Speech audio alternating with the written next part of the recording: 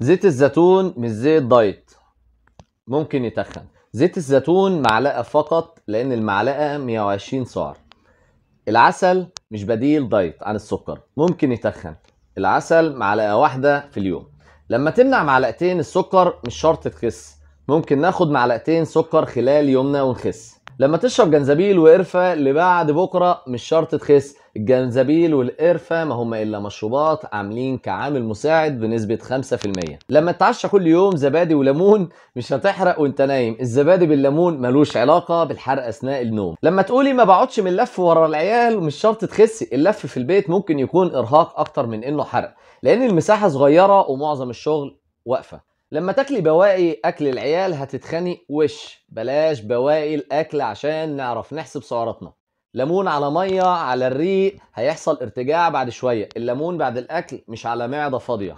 لما كل يوم تفطر بسكوت بشاي عشان مستعجل مش هتخس، بلاش بسكوت كفطار عشان معظمه نشويات، كل بروتين افضل.